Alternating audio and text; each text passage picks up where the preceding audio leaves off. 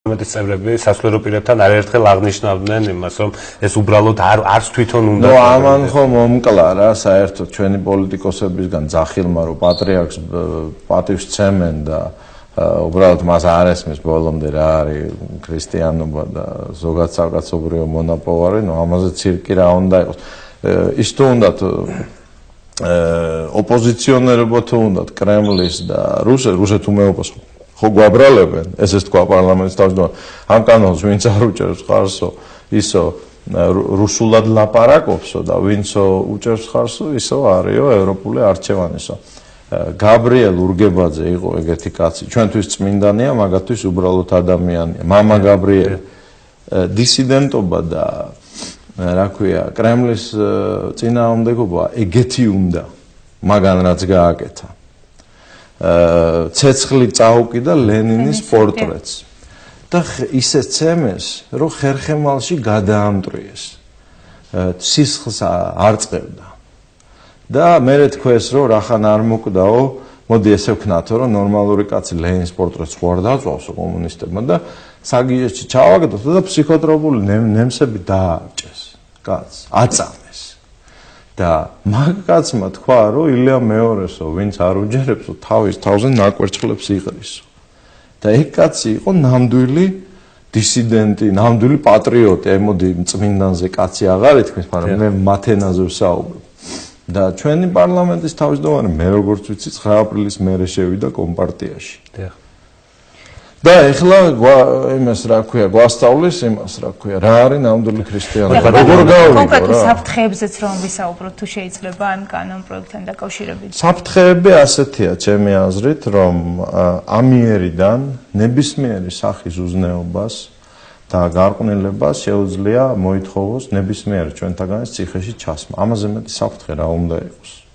ეს არის ქვეყნის მორალურ, ზნეობრივ, ფსიქიურ სტრუქტურაში აი ჩაფურთხება კი არა, უხეში ჩარევა. და ის ხალხი, ვინც ამაში დაარწმუნეს, მე არ ვიცი რა მეთოდებით, რა ბერკეტებით, ხო? ამას ინანებს, დრო გავა, ამას ყველაფერს თავის სახელი დაერქმევა. ქართული ხალხი ამას არ მიიღებს. და მე ძალიან უთანაგრძნობ მათ, იმიტომ რომ ისინი ახლა უმძიმეს მდგომარეობაში არიან. და აი ეს ვითომ ყველა მერთხმად მივიღეთ და ვინც არ იჯერებს, ფაშისტები ხართ, ხო? აი ამაზეც მინდა 1-2 სიტყვა თქვა რა. ესე იგი ფაშიზმი არის ერთი უდიდესი შეურაცხყოფა რა, ნებისმიერი ჩვენთაგანისათვის. მეც პირადად გავხდი აი ამ შეტევების მსხვერპლი. უყურეთ რა ხდება, რომ ესე იგი ტოტალიტარულად, აი ჩრდილოკორეულად უნდა ყველა ერთ აზრზე ვიყოთ და თუ ვინმე ამას არ ვეთანხმებით, ხო, ვართ ფაშისტები.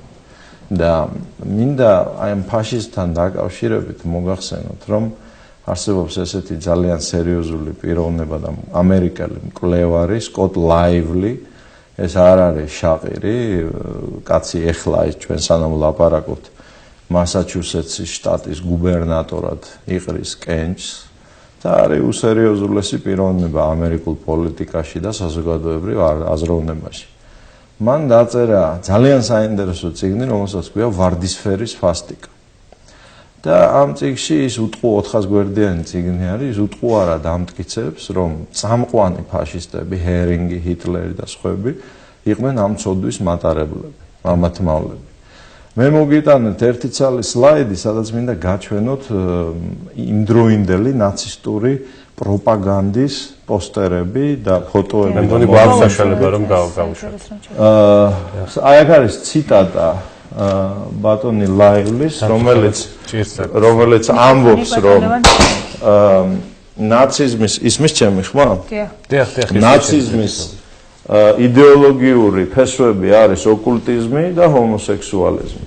20-იანი 30-იანი წლების გერმანია არის მსოფლიო LGBT-ს და მაგიის ცენტრი, ფაშიზმის ლიდერთა უმრავლესობა იყვნენ მამათმავლები, ჰიტლერი, ჰერინგი და სხვები. ფაშისტების ტოტალიტარიზმი და ჰიპერმასკულინური პასიური მამათმავლების დათრგუნვა არის მათი სტილი. ეს არის სკოტ ლაივლის ციტატა. ეს არ არის ჩემი და თქვენი მოგონილი რა. მე უბრალოდ ციტირებას ვახდენ იმისა, რასაც ეს პატივცემული კაცი, გუბერნატორობის კანდიდატი თulis ფაშისტებზე და როდესაც მე მეძახიან ფაშისტს, ან თქვენ გეძახიან ფაშისტს, იმიტომ რომ ჩვენ აზრს გამოვხატავთ, ხო? მინდა მათ უთხრა რომ ჯერთი ჩვენ ახლა რას ვამბობთ განსხვავებულს იმისგან, რასაც თქვა ჩვენი ეკლესია ამბობს, ჩვენი პატრიარქი ამბობს, ხო? და ესე იგი ეს რა გამოდის, მაგის თქმაც კი არ მინდა. და ნამდვილად განათლებული ლიბერასტებისთვის მე როგორც მე მათ ვეძახი, ხო? აი ვინც ბოლომდე განათლებულია თავის ამ ცუდ ხელობაში, მათ უნდა ესმოდეთ, რომ ფაშიზმი მათთვის საგინებელი სიტყვა კი არა, კომპლიმენტი უნდა იყოს, იმიტომ რომ აგერ მოგიყვანეთ ციტატ და რატომ?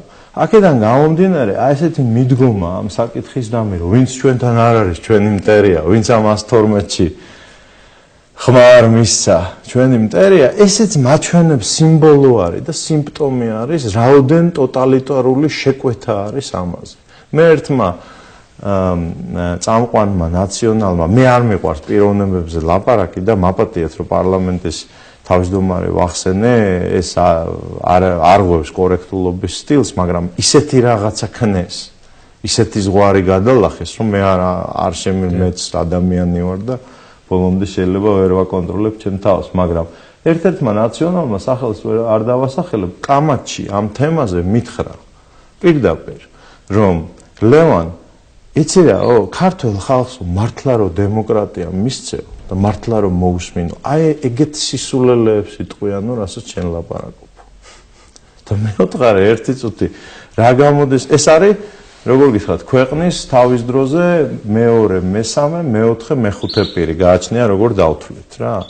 და მე ვთქარე ერთი წუთით რა გამოდის, რომ სანამ ქართულ ხალხს თქვენი სტანდარტების შესაბამისად არ აღზრდით ბრჭყალებში, ხო? თქვენ მათ არ აღირსებთ ნამდვილ დემოკრატიას, ხო? და შეხედეთ რა ხდება. მთელი ტელევიზია არის მეორე ხმას ეუბნებოდა პრაქტიკულად ჩვენ პარაკს დილობისთვის 10 წუთი მე მალაპარაკეს, 20 წუთი ვიღაცა ლაპარაკეს, ძირითადად ვიღაცები აჩხუბეს ერთმანეთს, მაგრამ სრული ტაბუ იყო, სრული ბლოკი ამ თემის ობიექტურ განხილვაზე. კონკრეტული შემთხვევა